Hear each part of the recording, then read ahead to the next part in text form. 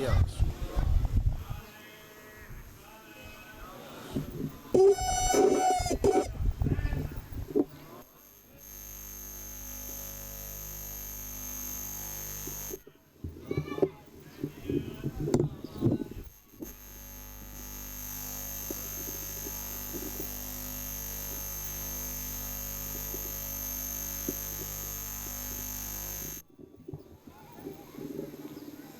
سورہ فاتحہ۔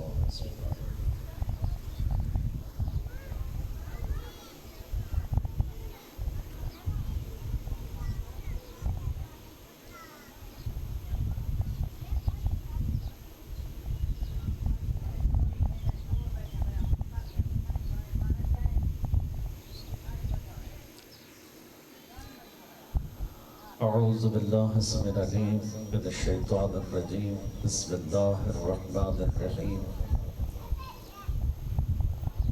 الحمد للہ الذی ہدانا لہذا وما كنا لنهتدی لولا ہدانا اللہ،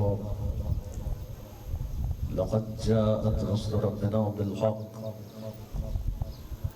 والصلاة والسلام علی النبی الأمی المقی المدنی، والصاحب الحامی وفوق بدر المقارب السقینہ المدفون بعز مدینہ ابو القاسم محمد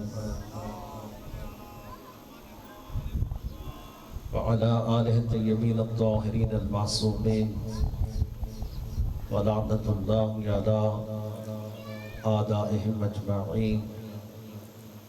رب اشرح لی صدری ویسر لی امری واحلل عقدۃ من لسانی یفقہوا قولی۔ قال اللہ تبارک و تعالی فی کتابہ المجید والفرقانہ الحمید، وقولہ الحق، من یعتصم باللہ فقد ہدی الی صراط مستقیم۔ درود پڑھیں بآواز بلند آپ سب مل کر۔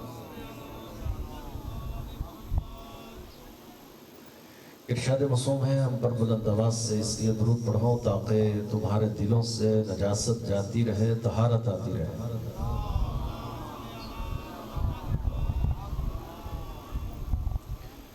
ارشاد رسول خدا ہے کہ جو شخص مجھ پر، میری ذریت پر بلند آواز سے درود پڑھتا ہے اور جن لبوں سے وہ درود گزرتا ہے وہ لب میری بوسگاہ بن جاتے ہیں۔ اس لیے مل کر کے بلند آواز سے درود پڑھیں آپ سب۔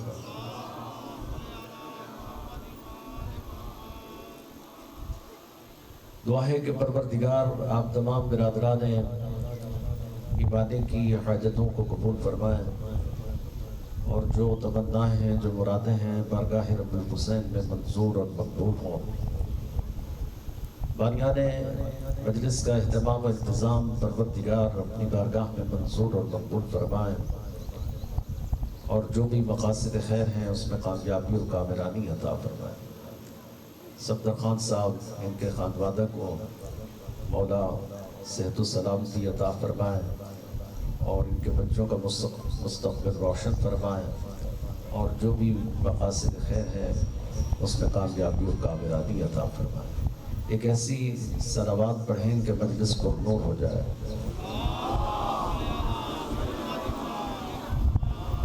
اگر آپ محسوس نہ فرمائیں تو تھوڑا تھوڑا اگر آپ قریب آ جائیں تو یہ مجلس کا ٹوٹ جانا، منتشر ہونا، یہ ادب کے خلاف ہے۔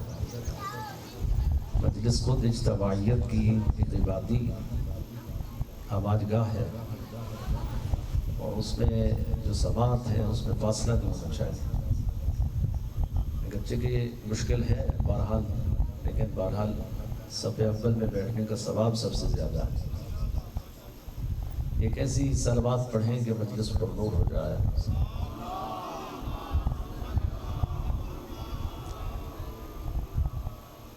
آپ کی واجب الاحترام خدمت میں کوئی زیادہ دیر زحمت نہیں دینا ہے۔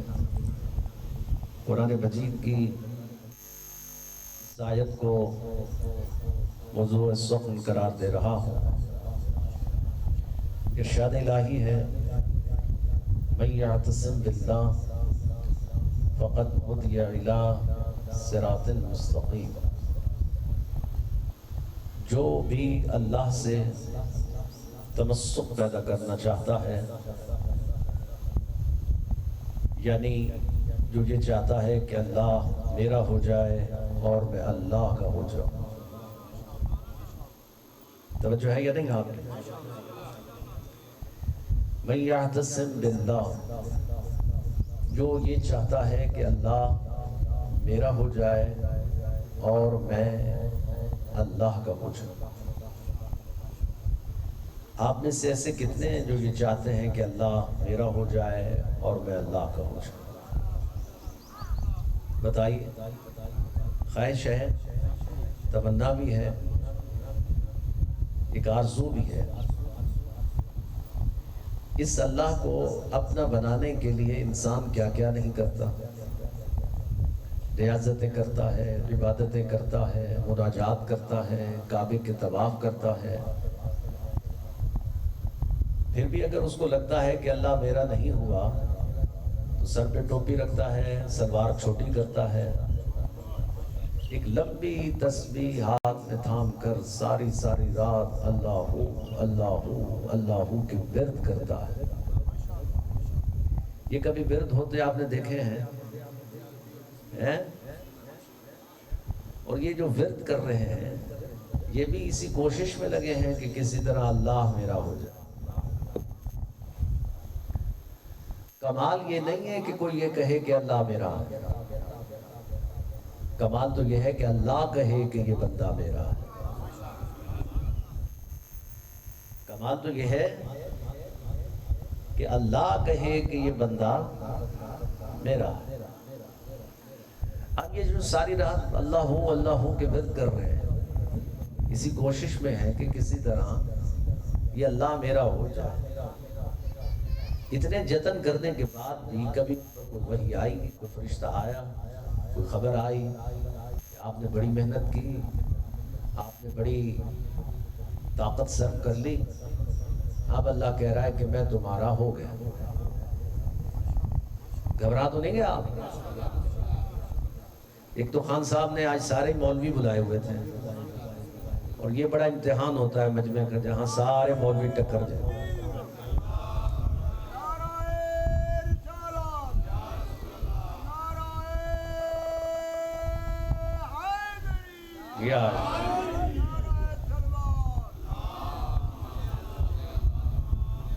چلے کوئی ایک آدھ بیچ میں کوئی سر کا ماہر ترین بھی ہوتا تو روحوں کو غذا بھی ملتی رہتی، تو پھر ایک آدھ مولوی برداشت ہو جاتا۔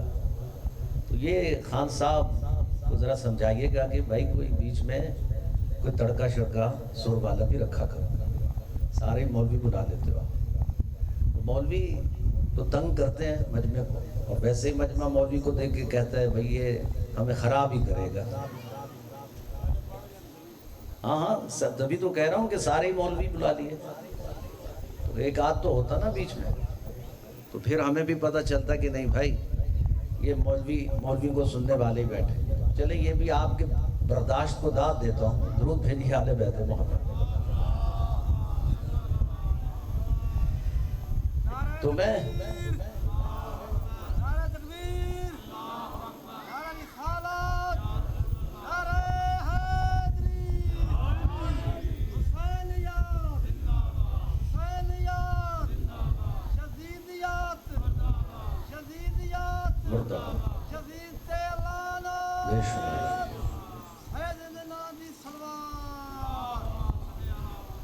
تو میں عرض کر رہا تھا کمال یہ نہیں ہے کہ کوئی یہ کہے کہ اللہ میرا ہے، کمال تو یہ ہے کہ اللہ کہے کہ یہ بندہ میرا ہے۔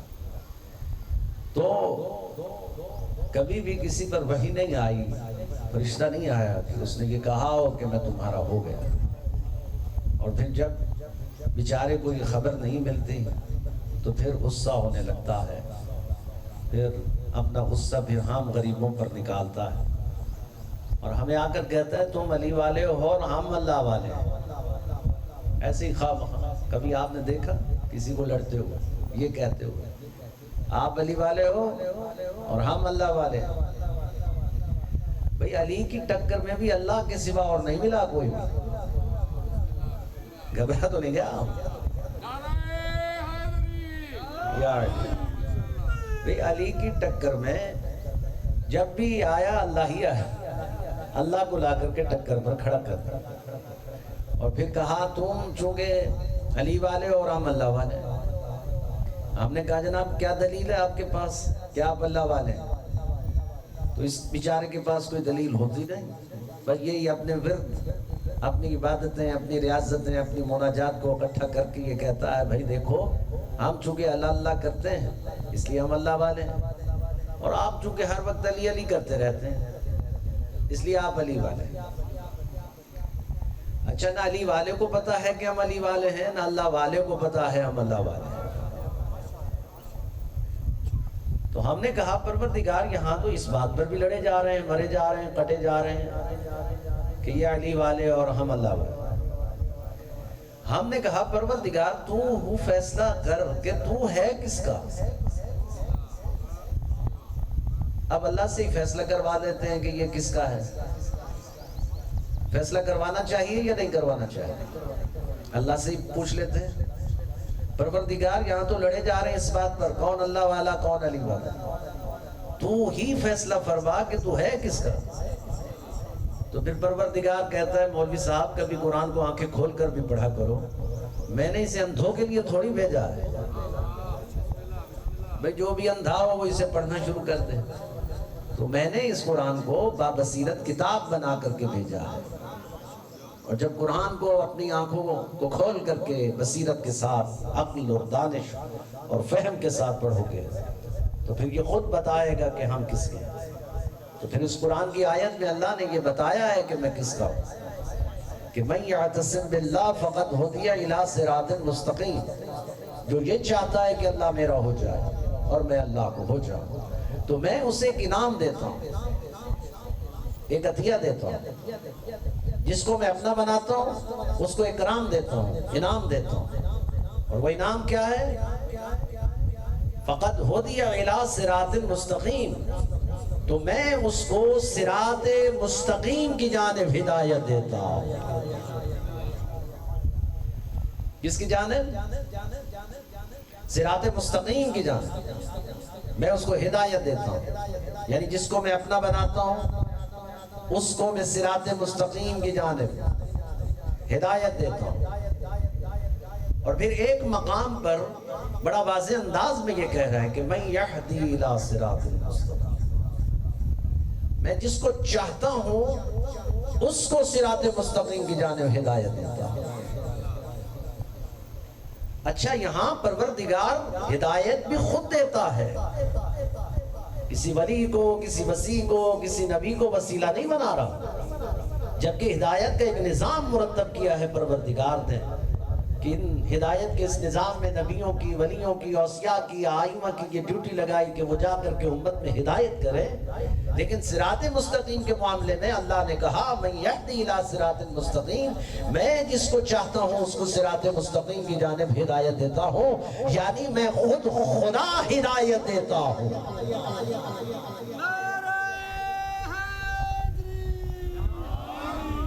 کسی اور کو اختیار نہیں ہے، میں خود خدا ہدایت دیتا ہوں، میں رب، میں پروردگار، میں ہدایت دیتا ہوں، صراط مستقیم کی جانب ہدایت دیتا ہوں، اور ہر کسی کو نہیں دیتا ہوں، جس کو چاہتا ہوں اسے دیتا ہوں۔ تو اس کا مطلب ہے کہ پروردگار یہ صراط مستقیم کوئی ایسی چیز ہے کہ یہاں ہر کوئی ہدایت نہیں پا سکتا۔ یہاں کوئی ایرا غیرہ اٹھے، نتھو غیرہ اٹھے اور صراط مستقیم کی جانب ہدایت پائے؟ نہیں، صراط مستقیم کی جانب ہدایت دینے کے لیے پروردگار جس کو چاہے گا ہدایت دے گا۔ تو میں کہوں گا پروردگار ایسا کیوں ہے کہ تو صراط مستقیم کی جانب ہدایت دیتا ہے تو سب کو دو تاکہ سبھی صراط مستقیم پر آ جائیں؟ کہا نہیں، صراط مستقیم کی جانب ہدایت دینے کے لیے حسب دیکھنا پڑتا ہے، نسب دیکھنا پڑتا ہے، شرف دیکھنا پڑتا ہے، عزت دیکھنی پڑتی ہے، کرامت دیکھنی پڑتی ہے، دیکھنا پڑتا ہے اس کی ماں کیسی ہے، اس کا باپ کیسا۔ ہر شخص اور شخص اس قابل تھوڑی ہے کہ وہ صراط مستقیم کی جانب ہدایت پائے. ہاں نہیں، ہر کسی کو یہ اختیار نہ دے سکتا. تو یہ صراط مستقیم ہے کیا؟ کہ جس کی جانب ہدایت دے کے بندے کو اپنا بنا رہا ہے اور خود بھی بندے کا بن رہا ہے. تو یہ صراط مستقیم کیا ہے؟ کہ جس کی جانب خود ہدایت دیتا ہے، کسی کو وسیلہ نہیں بنا رہا. اور یہ ہے کیا؟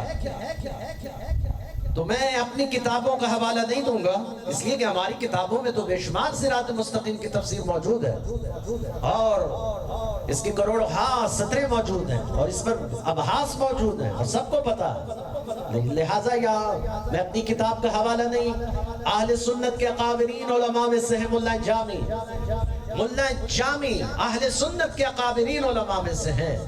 اور جب ان سے پوچھا گیا کہ اس آیت کی تفسیر میں صراط مستقیم سے کیا مراد ہے کہ جس کی جانب پروردگار بندے کو ہدایت دے کے بندے کو اپنا بنا رہا ہے اور خود بھی بندے کا بن رہا ہے، تو ملا جامی کہتے ہیں کیا تم نے کوفہ کے منبر پر علی بن ابی طالب کو خطبہ دیتے ہوئے نہیں سنا تھا کہ علی کہہ رہے تھے نحنو صراط مستقیم.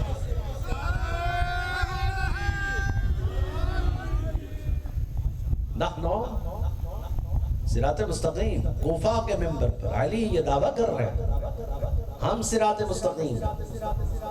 یہ وہ دعویٰ ہے حیدر کرار کا جو اس سے پہلے نہ کسی نے کیا، نہ حیدر کرار کے بعد کسی نے کیا.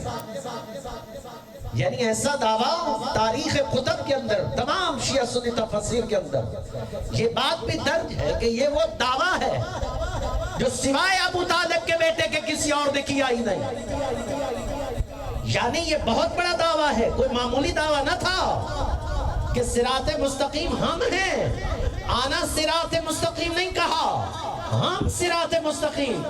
یعنی علی نے صرف اپنی حد تک صراط مستقیم کو قائم نہیں رکھا، بلکہ نحنو کہہ کر علی یہ کہنا چاہ رہے ہیں کہ میرے بعد حسن مجتبی بھی صراط مستقیم، اس کے بعد حسین ابن علی بھی صراط مستقیم، اس کے بعد زین العابدین بھی صراط مستقیم، اس کے بعد محمد باقر خفی و جلی بھی صراط مستقیم، اس کے بعد جعفر صادق بھی صراط مستقیم، اس کے بعد موسیٰ کاظم بھی صراط مستقیم، اس کے بعد علی الرضا بھی صراط مستقیم، اس کے بعد محمد تقی بھی صراط مستقیم، اس کے بعد علی النقی بھی صراط مستقیم، اس کے بعد حسن عسکری بھی صراط مستقیم.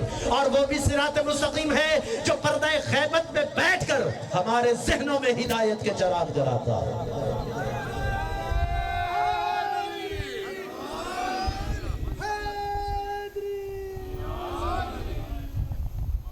گھبرا تو نہیں گئے؟ یعنی عجیب ہے، یہ دعویٰ ایسا ہے جو کسی اور نے نہیں کیا سوائے حیدر کرار. نحنو کہہ کر کے یہ تاریخ رقم کرتی ہے کہ بھائی ہم صراط مستقیم، ہم صراط مستقیم ہیں. یہ کوفہ کے منبر پر بیٹھا اور کہہ رہا ہے ہم صراط مستقیم، ہم صراط مستقیم. تو سمجھ میں آیا؟ یعنی پروردگار کہنا کیا چاہتا ہے کہ جو یہ چاہتا ہے کہ اللہ میرا ہو جائے اور میں اللہ کا ہو جائے، تو میں اس کو صراط مستقیم کی جانب ہدایت دیتا ہوں. اب یہ ہدایت صراط مستقیم کی جانب ہے، اور صراط مستقیم کا دعویٰ ابو طالب کا بیٹا حیدر کرار کر رہا ہے. تو اس کا مطلب یہ ہوا کہ اللہ جس کو اپنا بناتا ہے اس کو علی کے رستے کی طرف ہدایت دیتا ہے. رستہ ہے. اس کو آسان اگر میں کرنا چاہوں اس ترجمے کو، تو اس کا ترجمہ آسان پھر اس طرح ہوگا کہ جو اللہ کہنا یہ چاہتا ہے کہ جس کو میں اپنا بنا لیتا ہوں اس کو میں علی والا بنا دیتا ہوں. جس کو میں اپنا بنا لیتا ہوں اس کو میں کیا بنا دیتا ہوں؟ علی والا بنا دیتا ہوں. علی والا ہی دراصل اللہ والا، اللہ والا ہی دراصل علی والا. یہ تو نہیں ہو سکتا آپ کہیں نہیں میرا تعلق علی سے ہے اور اللہ سے نہیں ہے. اب اگر کوئی یہ کہے کہ میرا تعلق اللہ سے ہے علی سے نہیں ہے، تو یہ سند ہوگی، خبردار تم اللہ والے اس وقت تک ہو ہی نہیں سکتے جب تک کہ تم علی والے نہ ہو، کیونکہ اللہ نے علی والوں کو ہی اپنا بنایا، علی والا ہی درس اللہ والا ہے۔ یہ تو معاہدہ ہے اللہ اور علی کا، ایک معاہدہ ہے، باقاعدہ ایک لکھا ہوا معاہدہ ہے، یہ انشاءاللہ یہ روز محشر تک کا لیے لکھا ہوا ہے۔ اللہ اور علی نے ایک معاہدہ کر لیا ہے، اللہ اور علی کا ایک معاہدہ ہے، اور وہ یہ ہے کہ بھائی اللہ نے علی سے کہا، علی دیکھو دنیا میں جتنے میرے دشمن ہیں تم نہیں چھوڑنا، جتنے میرے دشمن ہوں گے ان کو تم نے نہیں چھوڑنا، یعنی علی اللہ کے دشمنوں کے پیچھے ہے۔ اور تاریخ اٹھا لیجئے، جتنے بھی اللہ کے دشمن تھے علی نے مار دی، علی نے کسی مشرک کو نہیں چھوڑا، اللہ کے دشمن کو علی نے چھوڑا ہی نہیں۔ اب یہ وہ معاملہ ہے جو اللہ اور علی کا طے ہو گیا کہ اب اللہ کے دشمنوں کو علی چھوڑے گا نہیں بلکہ مار دیا۔ آپ مجھے بتائیے اللہ عادل ہے یا نہیں ہے؟ عادل کرے گا یا نہیں کرے گا؟ جب علی نے اللہ کے دشمن دنیا میں نہیں چھوڑے تو آخرت میں اللہ علی کے دشمنوں کو کیسے چھوڑ دے گا؟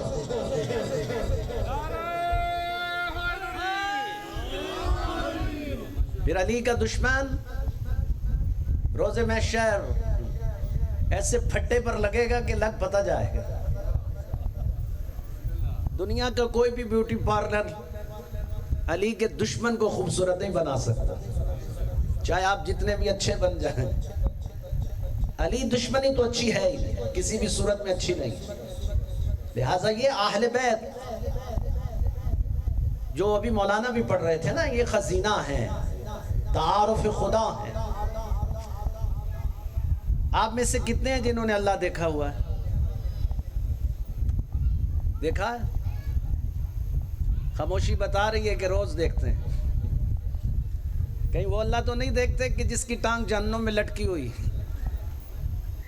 ہاں، مسلمانوں کا ایک اللہ ایسا بھی ہے جس کی ایک ٹانگ جہنم میں لٹکی ہوئی ہے، جیسے کہ روز دیکھ کے آتے ہیں۔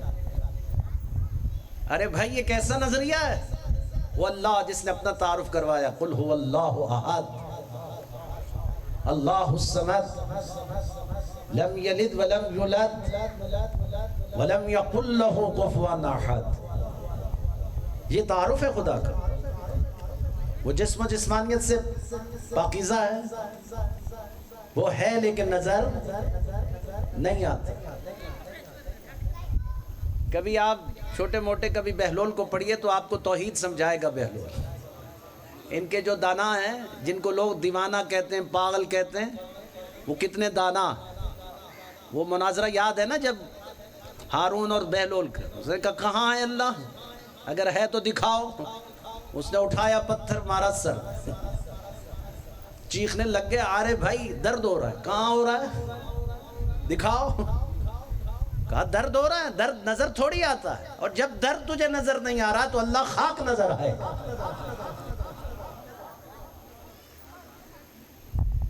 تو یہ کبھی کبھی ہم اس طرح نہیں ہوتا ہے کہ آپ ڈائریکٹ اس طرح چلے جائیں کہ کہیں اللہ اللہ اللہ ہے، کبھی بھی مقابلہ نہیں کرنا۔ اس لیے تعارف توحید جو ہے یہ اس انداز میں بھی کروایا گیا۔ لیکن یہ ہے کیا؟ یہ معرفت خدا اس وقت تک حاصل نہیں ہو سکتی جب تک کہ معرفت امام نہ ہو جائے۔ جب تک آپ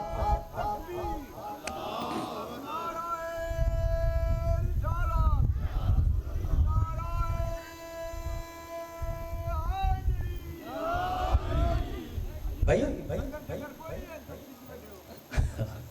اب کیا کریں، مولویوں کا سامنا کر پڑ رہا ہے، عوام کو پھر بیچارے چپ ہی تو بیٹھیں گے۔ درود بھیجیے اہل بیت محمد۔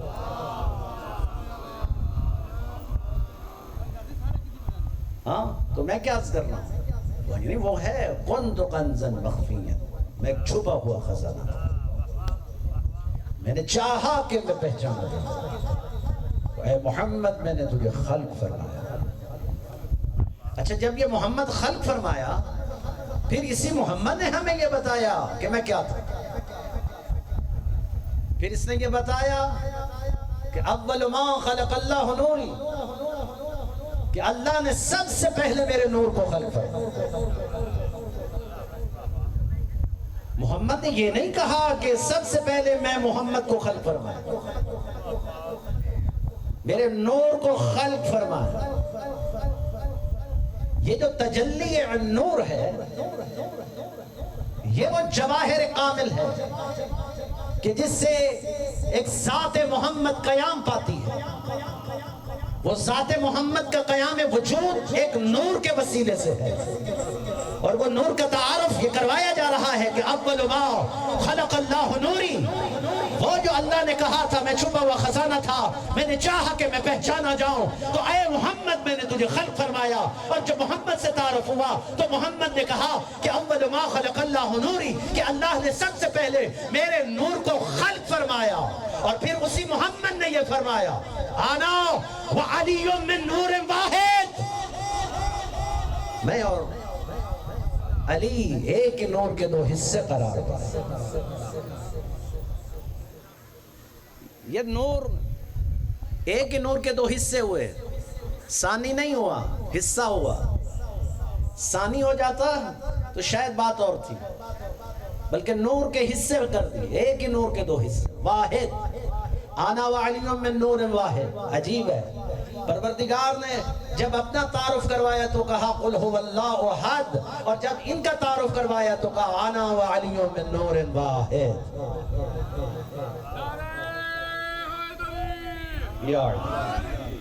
توجہ ہے یا نہیں آپ کی؟ توجہ کیجئے گا بہت، اس لیے کہ آحد اس اکائی کو کہتے ہیں جو تقسیم نہ ہو سکتی. واحد اس اکائی کو کہتے ہیں جو تقسیم ہو جائے. یہی وجہ ہے کہ آحد تقسیم نہ ہونے والا ہنسا تھا، اس لیے اللہ کا تعارف ہوا. اور یہاں ان کا تعارف ہوا واحد جو تقسیم ہوتا ہے، یعنی ایک اکائی ہے، اسی ایک اکائی کو تقسیم کر دیا ہے. یعنی نور کی طاقت میں فرق نہیں آیا، بس ہاں اس کے حصے کر دیے. جتنی طاقت اس حصے میں ہوگی اتنی ہی طاقت دوسرے حصے میں ہوگی. یہ نہیں بتا دیا کہ آپ، اگر یہ نہ ہوتا، اگر فرض کیجئے کہ یہ دوسرے حصے میں طاقت کم ہوتی تو کبھی یہ نہ کہتا. یعنی اس علی کے بارے میں جب تعارف کرواتا ہے تو کیا کہتا ہے؟ علی کا جسد میرا جسد ہے، علی کا سر میرا سر ہے، علی کا نفس میرا نفس ہے، علی کی زبان میری زبان ہے، علی کا چہرہ میرا چہرہ. یہ سب وہ ہیں. علی کا خون میرا خون، علی کا بدن میرا بدن. یہ عجب ہے. تبھی تو تمام تفاسیر نے یہ لکھا کہ بھائی بات صرف علی تک محدود نہیں رہی، بلکہ اس انوار تجلی کے وہ حصے اتنے ہوئے کہ پروردگار نے ان کو 14 میں تقسیم کیا، اور پھر 14 انوار تجلیات کا وہ مظہر بنے کہ ان میں سے جس کو بھی دیکھنا ہے سارے کے سارے محمد نظر آتے ہیں.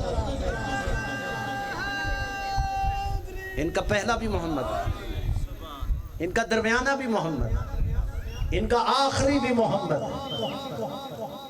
بات محمد کی آ رہی ہے تو جب سب کے سب محمد ہیں، جب سب کے سب محمد ہیں تو اب بات سمجھ میں آئی. کیا کہا تھا؟ میں ایک چھپا ہوا خزانہ تھا، میں نے چاہا کہ میں پہچانا جاؤں تو اے محمد میں نے تجھے خلق فرمایا. یعنی ذات محمد ایک تھا لیکن خون، جسد، حد، نسب، قصب سب ایک تھا. اور ان 14 کے تجلیات کو صرف محمد کے اندر محو کر کے بتا دیا کہ ان میں سے جس کا کمال بھی دیکھنا ہو میرے محمد جیسا ہوگا. یہ محمد ہے.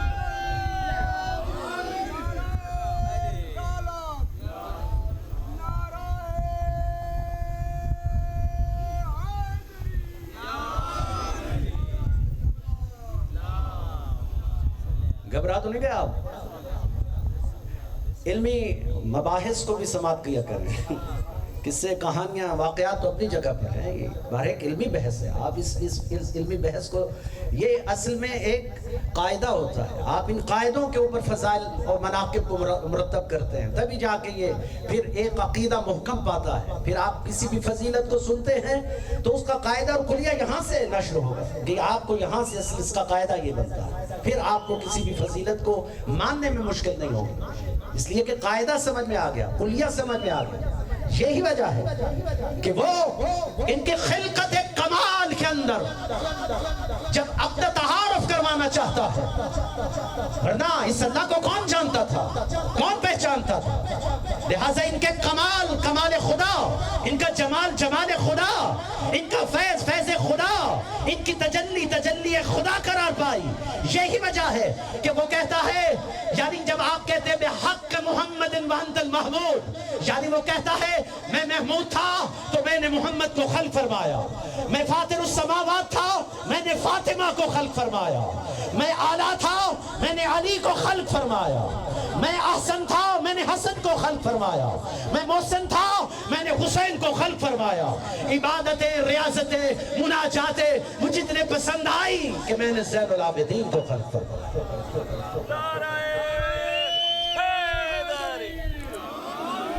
اس کی ہر پسند کا ایک تجلی بنایا، اس کی ہر پسند کا خدا نے ایک تجلی بنایا. وہ تجلی یا تجلیات مظہر کائنات بنے. یعنی کیا تھا؟ وہ کہتا ہے مجھے عبادتیں اور ریاضتیں اتنی پسند تھی کہ میں نے زین العابدین کو خلق فرمایا. ہاں مجھے علم کمال و علوم اتنے پسند تھے کہ میں نے محمد باقر خفی و جلی کو خلق فرمایا. صداقت اتنی پسند تھی کہ میں نے جعفر صادق کو خلق فرمایا. ہاں غصہ پی جانا مجھے اتنا پسند تھا کہ میں نے موسیٰ قاسم کو خلق فرمایا. ہاں سیاست مجھے اتنی پسند تھی کہ میں نے علی رضا کو خلق فرمایا. تقویٰ مجھے اتنا پسند تھا کہ میں نے محمد تقی کو خلق فرمایا. نقاوت اتنی پسند تھی کہ میں نے محمد نقی کو خلق فرمایا. دشمن کے مقابلے پر لشکر رسانی کرنا مجھے اتنا پسند تھا کہ میں نے حسن عسکری کو خلق فرمایا.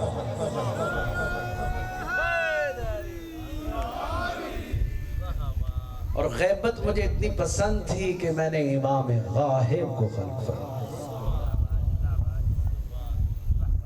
میری باتیں مشکل تو نہیں ہیں؟ ہاں یہ شرک نہیں ہے. بعض کہتے ہیں مولوی شرک کر رہا ہے. بھائی شرک تھوڑی ہے. کبھی کمال عشق کی طرف بڑھو. ہماری مشکل یہ ہے کہ ہم علم نہیں حاصل کر رہے ہیں، شاید یہ مشکل ہے. جہالت سب سے بڑا پرابلم ہے. ہم بعض دفعہ جب ہم تقسیم ہو جاتے ہیں اور ہمیں سمجھ میں نہیں آ رہا ہوتا مولوی کیا پڑھ گیا. بھائی مولوی کو کچھ نہیں کہنا ہے، بعد میں خود ٹکر لینی ہے ایک دوسرے سے. ہمارے ہاں علوم کے اندر ایک بحث ہے. مختلف علوم جب ہم کسی بھی روایت کو پیش کرتے ہیں تو اس کو مختلف امور اور علوم کے اوپر منحصر کرتے ہیں. مثلا کسی بھی روایت کو پرکھنے کے لیے میرے پاس چند علوم کا ہونا ضروری ہے. علم منطق، علم معانی، علم بیان، علم فلسفہ. یہ چار علم تو ایسے ہیں جو مسٹ ہیں آپ کے پاس، اس پہ دسترس ہونی چاہیے. علم منطق، علم معانی، علم بیان، علم فلسفہ. ضروری ہے کہ جب بھی میں ائمہ اہل بیت علیہ السلام کی جو کثیر کتابیں ہیں، ہزارہا کتابیں ہیں، یاد رکھیے پاکستان میں ہمارے پاس جو کتابیں آئیں اردو ترجمہ ہو کر، آپ ذرا ان کی تعداد گن لیجئے. آپ کو 5000 سے زیادہ 5000 کتابیں آپ سب کو جوڑ لیجئے. 5000 کتابیں آپ کو ملیں گی جن کے ترجمے ہوئے، لیکن 90,000 کتابیں ایسی پڑھی ہیں جہاں ترجمے نہیں ہوئے. اب وہ 90,000 کتابیں کہاں پڑھی ہیں؟ ہمارے قوم میں پڑھی ہیں، نجف میں پڑھی ہیں، اور سب فارسی اور عربی کے اندر. اب آپ بتائیے وہ جو 90,000 کتب پڑھی ہیں فارسی اور عربی کے اندر، جب ان کے ترجمے ہو کر آئیں گے اور جب بیان ہوں گے تو آپ تو کہیں گے کہ مولوی نیا دین لے کر آگے بھائی. مولوی صاحب تو نیا دین لے کے آ گئے، نئی باتیں چھیڑ رہے ہیں. اب تو ایسے ہی ہوگا. اب مسئلہ کیا ہے بھائی؟ ابھی یہ جتنے بھی آپ کے سٹیج کے اوپر بڑے فن خواں بن کے، مقرر بن کے آپ کو سنا رہے ہوتے ہیں نا، یہ زیادہ سے زیادہ چونکہ نہ عربی نہ فارسی کچھ تو جانتے نہیں ہیں، پھر انہی سے پڑھ کے آ رہے ہیں، پھر اسی منبر پر علماء کو گالیاں بھی دے رہے ہوتے ہیں. اچھا وہ 90,000 کتابوں کا جب ترجمہ ہو کے آئے گا تو پھر اسی کو پڑھ لیں گے, پھر آپ کو اسی منبر سے پھر آپ کو سنائیں گے. اس وقت یہ برے نہیں ہوتے جن کے پڑھ کے آ رہے ہیں اور آپ کو سنا رہے ہیں اور بدلے میں 2 لاکھ روپے اپنی جیب میں ڈال کے جا رہے ہیں. ایسے ہی ہو رہا ہے یا نہیں ہو رہا؟ بتائیے بھائی, میرے ساتھ ہیں یا نہیں آپ؟ یہ سب ہو رہا ہے یا نہیں؟ تو پھر اس کا مطلب یہ ہے علم کمی ہے. میں علم فلسفہ کی کوئی روایت پڑھتا ہوں تو سننے والا بھی علم فلسفہ جانتا ہو. میں اگر علم منطق کی کوئی روایت پڑھ رہا ہوں تو سننے والا بھی علم منطق کو جانتا ہو, علم معانی, علم بیان کو جانتا ہو. اگر آپ ان علوم سے آشنا نہیں اور پھر روایت میں نے ایسی پڑھ دی, پھر تو آپ جھگڑیں گے کہ یہ مولانا نے کیا پڑھ دیا. پرابلم تو ہوگا. لہذا اس کے لیے ضروری ہے کہ علم کے میدان میں آؤ. علم جتنا ترقی کرے گا اتنا آپ کو تقویم پر اختیار ہوگا. تقویم یاد رکھیے گا, چونکہ وقت نہیں, میں اب اس پر تو اشرے چاہیے, گفتگو ہے بہت زیادہ. تقویم, شیعہ کو ولایت تقویم کا قائل ہونا چاہیے. اگر شیعہ ولایت تقویم پر ایمان نہیں رکھتا تو وہ شیعہ نہیں کوئی اور بلا. اب ولایت تقویم پر عقیدہ کس کا ہے؟ رہبر معظم سید علی خامنائی کا ہے. اس ولایت تقویم پر عقیدہ قائد شہید علامہ عارف حسین حسینی کا ہے. اس ولایت تقویم پر عقیدہ ہمارے تمام جید علماء, فقہاء, علم عرفان, آیت اللہ برجردی سے لے کر اب تک آیت اللہ جوادی عاملی تک, سبھی کے جو عقائد و نظریات ہیں وہ ولایت تقویم پر ہیں. یعنی کہ ولایت تقویم مخص ہے. اگر آپ ولایت تقویم پر ایمان نہیں رکھتے تو آپ کو شیعہ ہونے کا حق نہیں ہے.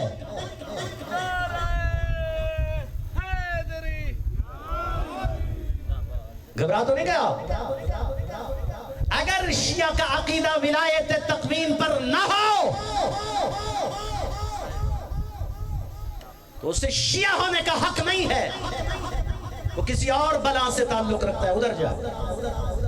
اس لیے کہ ہے کیا, میں اس کی تفصیل میں جانے کا وقت نہیں ہے. میں یہ عرض کرتا ہوں ولایت تقویم کسے کہتے ہیں. یعنی ولایت تقویم یہ ہے کہ اللہ کے اس نظام مملکت کے اندر اللہ کے بعد اس پوری کائنات پر حاکمیت اور حق کے تصرف اگر کوئی رکھتا ہے تو وہ اہل بیت اطہار رکھتے ہیں.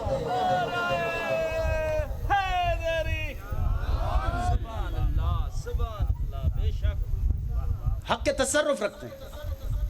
حق کے تصرف اس لیے ہے, جمالیات کا مظہر ہے. یہ جمال خدا ہے, یہ جمال خدا ہے, یہ مظہر خدا ہے, یہ فیض خدا ہے. یہی وجہ ہے. کبھی آپ کربلا کو اگر پڑھیے, درود بھیجیے آل بیت محمد پر. کربلا کہ صرف مصائب پر بھی اگر آپ توجہ کریں تو آپ کو ہر مصائب کے اندر تقویم نظر آئے گی. سبحان اللہ, کیا بات ہے. میں چل ایک چھوٹی سی مثال دیتا ہوں, آپ کو چھوڑتا ہوں آپ کے لیے. بھائی آپ یہ آج ایک خاکی خاطی انسان, گناہگار, شرابی, کبابی, انگریز, وہ تقویم کر رہا ہے. صحیح بات ہے, صحیح بات ہے, کیا بات ہے. تقویم تو وہ بھی کر رہا ہے. صحیح بات ہے. آپ کے مولانا وہ کیسے کر رہا ہے؟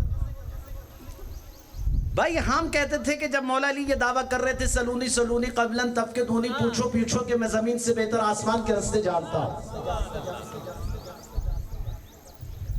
ہم نے کہا بھائی کمال ہے, علی تو آسمان کے رستے تو جانتا ہے, ہمیں کیا پتا, ہم نے تو دیکھے نہیں. لیکن آج سائنسدان نے بتا دیا کہ راستہ تم بھی نہ دیکھو, ہم تجھے دکھا دیں گے تم نے کہاں پہنچنا. صحیح بات ہے. اب یہ جو لوکیشن ہے, ایک چھوٹی سی مثال دے دیتا ہوں. آپ لگائیے اپنے موبائل میں یہ لوکیشن, کہیں بھی آپ نے پہنچنا ہو دنیا کے کسی بھی کونے میں, صحیح بات ہے. آپ لوکیشن لگائیے. کسی نے آپ کو بتایا, کسی نے آپ کو سمجھایا, بتائیے کسی نے آپ کو خبر دی, لیکن یہ لگائیے لوکیشن لے آپ کو لے جائے گا. صحیح بات ہے.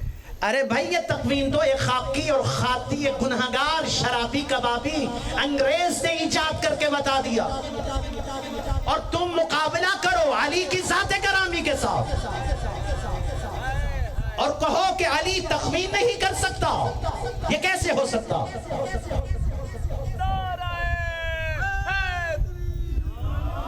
سبحان اللہ سبحان اللہ. لہذا یہ مظہر خدا، صحیح بات، مظہر خدا.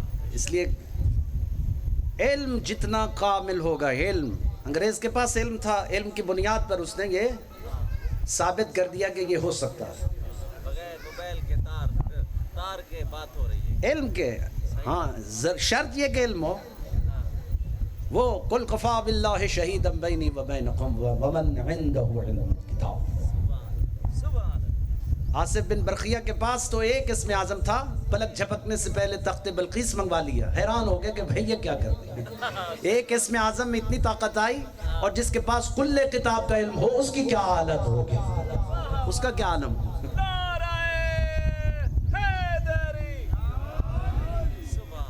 اور میری باتیں آپ کو پریشان تو نہیں کر رہے، میں چھوڑ رہا ہوں. لہذا بہت اہم ہے علم کے کمالات. چلیے آپ سے میں پوچھتا ہوں، آپ میں سے کتنے ایسے احباب ہیں جنہوں نے میٹرک پاس کیا ہے؟ کتنے؟ ہاتھ کھڑا کر دیجیے. میٹرک پاس ہیں؟ چلیے مثال ہے بھائی ایک. ہاں آپ یہ میٹرک پاس ہیں، آپ مجھے بتائیے کبھی آپ کہیں گے کسی کو میں پرائمری پاس ہوں؟ آپ یہ میٹرک جب پاس کیا تھا تو آپ نے پرائمری جو آپ نے لٹریچر جو نصاب دیا تھا، آپ نے امتحان دیا تھا، وہ آپ کے لیے اہمیت رکھتا ہے؟ ہاں پرائمری کا جو نصاب آپ کے پاس تھا وہ آپ نے کوڑیوں کے بھاؤ بیچا یا بڑی قیمت لگ گئی تھی اس کی؟ بتائیے. وہ کتابیں چھٹی اب بھائی پڑھ لیا، امتحان بھی دے دیا، آپ میرے کام کی نہیں. اب تو میں میٹرک کے بعد بی اے کروں گا، بی ایڈ کروں گا، آئی سی ایس کروں گا، پتہ نہیں کیا کیا جو آج کل آ گیا سسٹم. ٹھیک ہے آپ آگے جا رہے ہیں نا، پیچھے تھوڑی جا رہے ہیں. جب چھوٹا ہو گیا تو چھٹی. ارے کمال تو یہ ہے کہ ہماری نظر میں یہ بہت بڑا علم تھا، علم العنایا والمنایا، جس کی میں بات کرنا چاہ رہا ہوں. یعنی کیا تھا؟ ماضی، حال، مستقبل. ہمارے ہاں کوئی اگر مستقبل کی خبر دے دے تو آپ کہتے ہیں بھائی بڑا ولی. اگر کوئی ماضی کی بات کر دے تو آپ کہتے ہیں بڑا ولی ہے. کہتے ہیں یا نہیں؟ اگرچہ کہ ولی ہوتے نہیں ہیں یہ، کیونکہ ولایت صرف 14 کے پاس ہے. ان کے علاوہ کسی کو ولی کہنا، ولی ماننا، ولی قبول کرنا حرام ہے.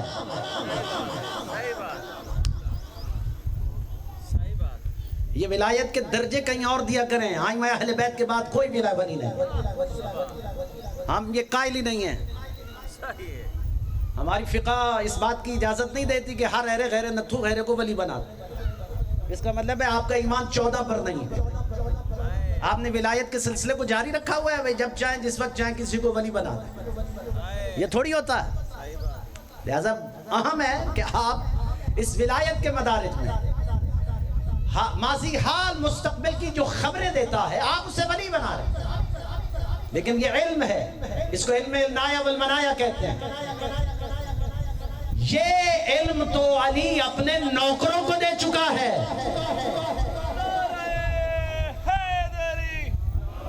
نوکروں کو، میسم کو، کمبر کو، حبیب ابن مظاہر کو، یہ ان کے پاس ہے. یہ پھر کیا سوچو گے کہ سرداروں کے پاس کیا علم ہوگا؟ ماضی، حال، مستقبل کی خبریں دیتے ہیں بیٹھ کر. میسم کی ملاقات ہوئی بازار میں حبیب ابن مظاہر سے، اور میسم دیکھ کر کے حبیب کو کہتے ہیں ایسے شخص کو دیکھ رہا ہوں جو مودت حسین میں کربلا کے میدان میں مارا جائے گا. میسم نے کہا واہ بھائی واہ، بڑی بات ہے، تمہیں کس نے بتایا؟ اس نے کہا ہاں مجھے پتا ہے، مجھے کس نے بتایا، بہت شکریہ، مجھے پتا ہے کہ تم مودت حسین میں کربلا کے میدان میں مارے جاؤ. اب حبیب کہہ رہا ہے بھائی بتاؤ تو صحیح، آخر تمہیں کس نے بتایا؟ اس نے کہا میں کیوں بتاؤں، یہ چوڑا ہو گیا. دیکھو میں نے اس کو بڑی خبر دے دی ہے، لہٰذا یہ آپ یہ مجھ سے پوچھے گا کہ تمہیں کس نے بتایا. اب یہ بھرے بازار میں تقرار کر رہے ہیں تجھے کس نے بتایا. جب حبیب نے دیکھ لیا کہ بھائی یہ تو کچھ زیادہ ہی چوڑا ہو رہا ہے تو اب حبیب کہتے ہیں میں بھی ایسے شخص کو دیکھ رہا ہوں جو مودت علی میں سولی پر لٹکایا جائے گا.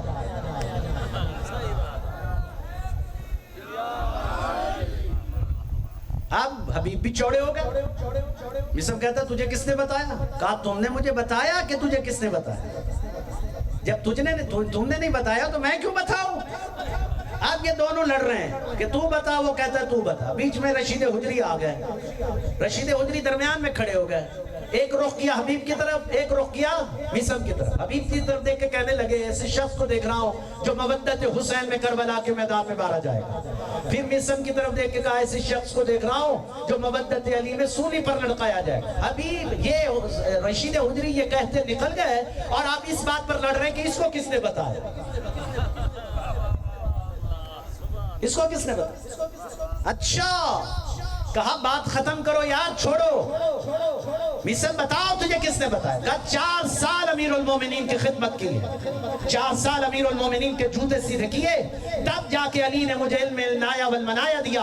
میں حال ماضی مستقبل کی خبریں دے سکتا ہوں, میں بتا سکتا ہوں کہ حال میں کیا ہوا, ماضی میں کیا ہوا, مستقبل میں کیا ہوگا. اسی علم کی بنیاد پر تو مصعب تمار نے ابن زیاد کو کہا تھا کہ ہاں مجھے علی نے کہا تھا کہ ایک زانیہ ماں کا بیٹا تجھے قتل کرے گا. ہاں یہی وہ علم تھا جس کی بنیاد پر مصعب یہ کہہ رہے تھے. ہاں ایک مرتبہ جب یہ کہا کہ تجھے 4 سال خدمت کرنے کے صلے میں علی نے یہ علم دیا, میں تو صرف ایک رات مدینے میں حسین کی زیارت کرنے گیا تھا اور حسین نے ایک رات میں مجھے یہ علم عطا کر دیا. نعرہ تکبیر, نعرہ رسالت, نعرہ حیدری. علم کا مال. آپ علم میں جتنی ترقی کریں گے آپ بھی تکوین کر سکتے ہیں بعد موارد. ایسا نہیں ہو سکتا. ابھی یہ دیکھ لیجئے یہ آپ کے ہاتھ میں یہ جو موبائل ہے پوری دنیا دکھا رہا ہے یا نہیں دکھا رہا. ہاتھ ہتھیلی پر رکھ کے دیکھیے پوری دنیا نظر آتی ہے یا نہیں آتی. علی نے جب کہا تھا کہ پوری دنیا میں آپ ہتھیلی کی طرح دیکھتا ہوں, ارے تم تو پھر بھی موبائل کے محتاج ہو. سمجھیے آل محمد کو جھکنا سیکھیے, ان پر جھکنا سیکھیے. یہ بحث و تقرار کے گھرانے نہیں ہیں. آپ کی سمجھ میں نہیں آنے والے. یہ آپ جتنا سمجھنے چلے جاؤ گے کھٹمل ہو جاؤ گے, کچھ نہیں رہے گا پھر پلے میں. بس یہ ہے, یہ اطمینان قلب ہے, یہ جمال خدا ہے. علی کی بیٹی نے کربلا میں کیا دیکھا؟ جمال خدا دیکھا.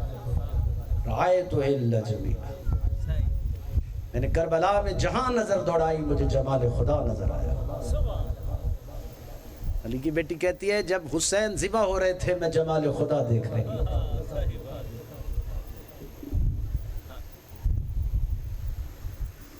یہ ہر جگہ جمال خدا دیکھ رہے ہیں. اطمینان ہے, اس اطمینان کے ساتھ ہے. اگر چاہتے تو کیا نہیں کر سکتے تھے. صرف ایک زمین پر ٹھوکر مارتے تو پانی کے چشمے ابلتے. یہ چاہتے تو زمین کو آسمان کر دیتے, آسمان کو زمین کر دیتے. لیکن کیا ہے, منشاء الہی ہے کہ حسین قتل ہو جائے. منشاء الہی ہے کہ علی کی بیٹی اسیر ہو جائے. منشاء الہی ہے کہ جن کے دنیا کو ہم نے اختیارات دکھائے ہیں آج اس امتحان کی منزل پر بھی کھڑے, اس امتحان کی منزل کو بھی دکھا. یہ منزل امتحان عجیب ہے. ہر نبی نے امتحان دیا, پھر اللہ نے کہا تمہارا امتحان ہو گیا, ہم بھی تمہیں ایک صابر دکھائیں گے.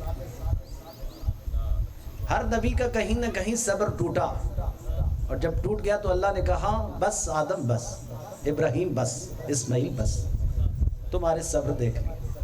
ہم بھی تمہیں ایک صابر دکھائیں گے, اگر دیکھنا ہو تو کربلا آ جائے.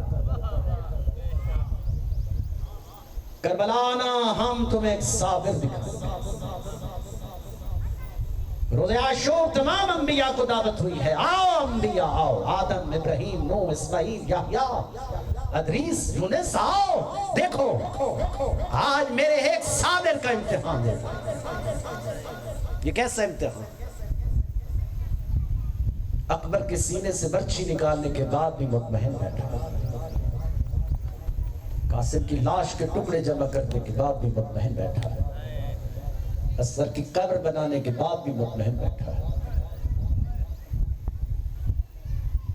है कोई ऐसा? आओ मैं तुम्हें दिखाऊं साबिर कैसे।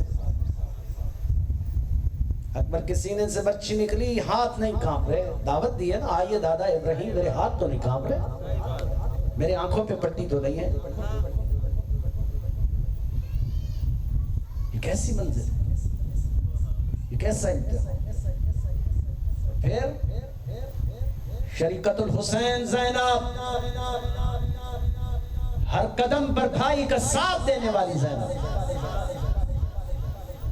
बीबी के अलकाब में से ये लक़ब है शरीकतुल हुसैन। शरीकतुल हुसैन ज़ैनब है, लेकिन हुसैन शरीकतुल ज़ैनब नहीं।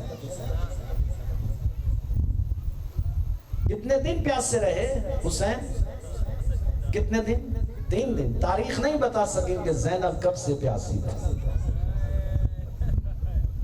और कब तक अली की बेटी प्यासी रही। पूरी करबला पाली है अली की बेटी ज़ैनब, पूरी करबला। अकबर को पाला ज़ैनब ने, कासिम को पाला ज़ैनब ने, और मोहम्मद को पाला ज़ैनब ने, अब्बास को पाला ज़ैनब ने। पूरी करबला तो पाली है अली की बेटी ज़ैनब, पूरी करबला पाली है, पूरी करबला पाली है, पूरी करबला पाल के दी है हुसैन को ज़ैनब। ये कम मेहनत है? शरीकतुल हुसैन जब मदीने से निकलने लगे थे ना, याद होगा आपको, जब मदीने से निकलने लगे थे तो फहरिस्त बनी थी, उस फहरिस्त में अली की बेटी ज़ैनब का नाम नहीं था। और जब बीबी को पता चला कि मेरा नाम नहीं है, तड़प कर कहती है भैया मेरा तो नाम ही नहीं है। यहाँ मेरी माँ बहनों के लिए बड़ा दर्स है। मौला ने क्या कहा था? ज़ैनब बहन जब आपके शौहर इजाजत न दे तब तक मैं नाम कैसे लिख सकता हूँ? जाइए अपने शौहर अब्दुल्ला से इजाजत तो लीजिए। और जनाब अब्दुल्ला रिवायत करते हैं कि जब अली की बेटी मुझसे इजाजत देने के लिए आई, अगर मैं थोड़ी देर के लिए रोक लेता तो ज़ैनब की रूह बर्बाद कर जाती। मैंने कहा मेरी आकाज़ादी, मेरी मुर्शिदज़ादी, मैं कौन होता हूँ आपको रोकने वाला? मेरी क्या जुर्रत, मेरी क्या मजाल? आप जाइए, जरूर जाइए, लेकिन मेरे साथ एक वादा कीजिए, जब रोज़े आशूर हुसैन अली अकबर को कुर्बान करने लगे ना, तो पहले मेरे और मोहम्मद को कुर्बान कर। वादा हो गया। और जब इजाजत मिली तो आई भाई के पास, भैया इजाजत मिल गई। अली अकबर कासिम अपनी फूफी को महमल पर लेकर के, महमल पर बिठाओ। और जब महमल पर बिठाने के लिए अभी दोनों शहजादे महमल पर सवारी कर रहे थे, तो कहा अकबर तू भी मेरा हाथ छोड़ दे, कासिम तू भी मेरा हाथ छोड़। मुझे महमल पर वो सवार करवाए जिसने शाम के बाजार में भी मुझे सवार करवाया। बुलाओ मेरे सज्जाद, सज्जाद आओ, अपनी फूफी को अपने महमल पर अपने हाथों से सवार करवा। नफीस शहजादा था सज्जाद, कोई आम हस्ती नहीं थी सज्जाद। अब्बास से कहा था अब्बास मेरे सज्जाद के लिए नफीस गरीब, नफीस तरीन घोड़ा तैयार करो, एक ऐसा घोड़ा लेकर के आओ जिसकी बाग मेरे सज्जाद को पकड़ना ना पड़े। इसलिए कि इशारा इधर करे तो घोड़ा इधर मुड़ जाए, इशारा इधर करे तो घोड़ा इधर मुड़ जाए। किरदार वफा ने हाथ जोड़ दिए और कहा मेरे आका ऐसा क्यों है कि सभी सवार अपने घोड़ों की महारे पकड़े मगर सज्जाद क्यों न पकड़े? कहा अब्बास तो जानता है ये मेरा वो शहजादा है, कलम पकड़ता है तो हाथ पे छाले पड़ जाए, कलम पकड़ता है तो हाथ पे छाले पड़ जाते। मैं कहूंगा मौला आज सज्जाद को घोड़े की बात नहीं पकड़ने देते, इसलिए कि सज्जाद के हाथ पर छाले न पड़ जाए। शाम गरीबा आकर सज्जाद की हालत तो देखो, गले में तौक, हाथों में हथकड़ियां, पाँव में बेड़ियां।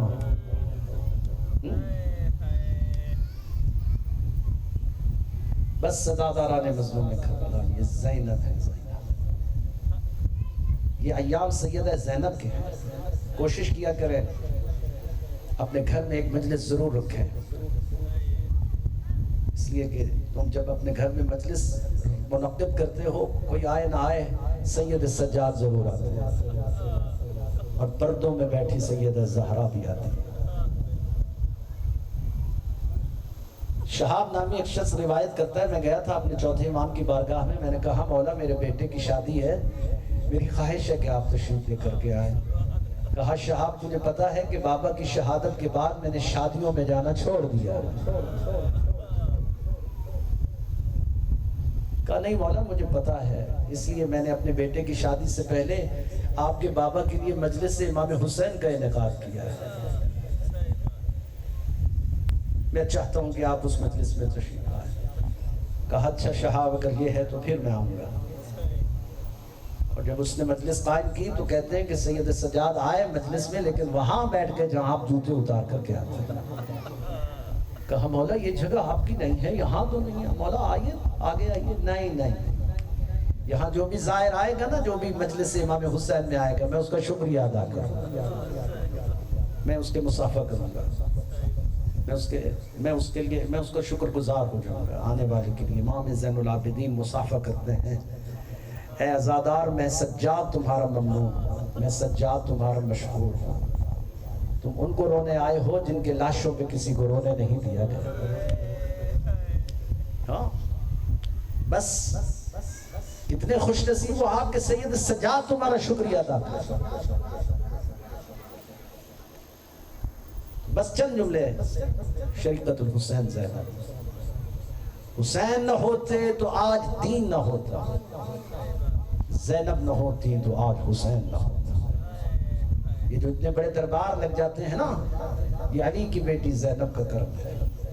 یہ شریقت الحسین زینب کا کرم ہے. ہر جگہ حسین کے دربار لگ جاتے ہیں. یہ وہ بی بی ہے. ہر آنے والا دن اتنی بڑی مصیبت لے کر آتا ہے کہ علی کی بیٹی کو پچھلی مصیبت بھول جاتی ہے. ہر آنے والا دن. 2 محرم کو جب کربلا پہنچی تو اب تک کی سب سے بڑی مصیبت دیکھی ہے جب ہور نے آ کے گھوڑے کی لگام میں ہاتھ ڈالا. بارے ہور تیری ماں تیرے خم میں بیٹھے، تیری اتنی جرت اتنی مجال کہ تو میرے ماں جائے حسین کے گھوڑے کی لگام میں ہاتھ ڈالے. ہر آنے والا دن اتنی بڑی مصیبت لے کر آتا کہ علی کی بیٹی کو پچھلی مصیبت بھول جاتی.